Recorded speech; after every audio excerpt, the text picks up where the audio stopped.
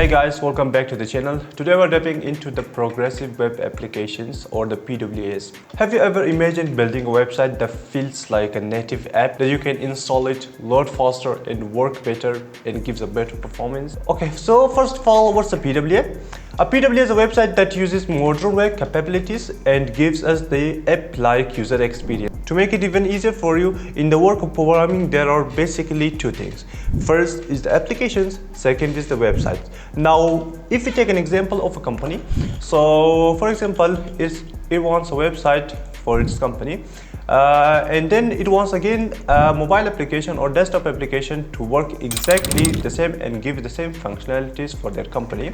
But the budget is too low, so they can't make the both, either the website or the application. Now, PWA is a website that exactly feels like a mobile application with the minimum file size and the maximum performance, and it also can be installed in our home screen, and also it works offline, just exactly how a mobile application works. So mainly there are some key benefits of using PWAs. First of all, it's a progressive website, like we can change it anytime if you want, and second of all, it's a responsive website, just like the websites that we have. These PWAs are also working exactly responsive, exactly the same as the website does. And the app-like interactions, like whatever we want to do in the app mobile application, like we can push notifications, we can just store some data in the cache, just exactly how a mobile application works, we can do the same. Later on, I'm going to explain each of them. It will not be hacked, like we say that the file size is too low, it might get hacked, or the security is not good. It's not. It's very safe. It's exactly the same as the mobile application, just some of the features are being changed in the PWAs. And also it's installable. It allows user to install it into their phone. You can download it from the Play Store, you can download it from the App Store. Whatever device you are using depends on it. Okay, now we are at the screen. I'm going to show you how a PWA looks like. For example, I'm going to search okay, let's search Instagram. Okay, so see, there's an application by the name of Instagram which is having around 91 MB of file size and 5 billion plus downloads. If I scroll down, let me show you. There's also an Instagram Lite. So how does this work? Let's see. The file size that I shown you was 91 MB of Instagram original application. But when I scroll down, there's also an Instagram Lite that is having a 3.1 MB file size. Now look, this is 91 and this is a 3.1 MB file size. You can exactly see the difference. This is also the Instagram, this is also the Instagram. If you ever not used the Instagram Lite, just use it. It exactly feels the same way. Just it doesn't require much of the internet connection and some other features having Instagram Lite and Instagram does not, but 90% of it is exactly the same. But look at the file size different between the Instagram and the Instagram Lite. Now I am sure that you can say that which one is a PWA and which one is not a PWA. Exactly, this is not a PWA.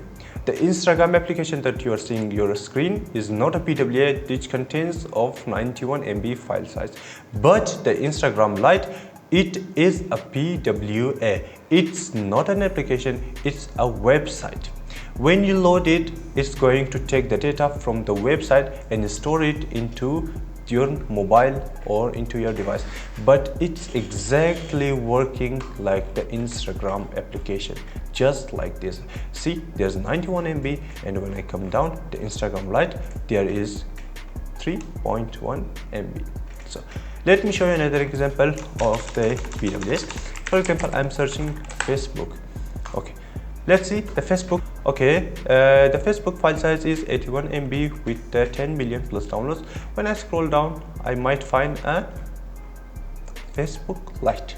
Okay, now see 81 megabytes of file size, and when I come to the Facebook Lite, it's 2.7 MB, almost the 2% of that file size, or the 4% of that file size. Now You can tell the difference that what's the PWA and what's not a PWA. This is not a PWA and this is a PWA that we see in the screen. The next and the most important part is that why building a PWA. First of all, the performance and reliability. Just like the normal mobile applications, the PWA is not running in the application. It's taking its data from the cloud, or we can say from the exact website that we have linked it to.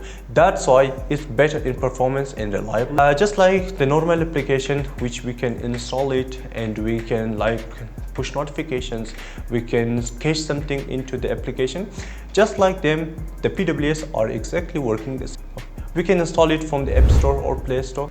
The last but not the least, you can re-engage with your users just like a native app. Like you can send notifications, sending a timer update, or you can push the notifications to the device. Okay, now that we have learned that what is a PWA and how it works, let's dive into the core building blocks of the PWA. How to make a website a PWA. The first thing that we need for our PWA is the web app manifest file.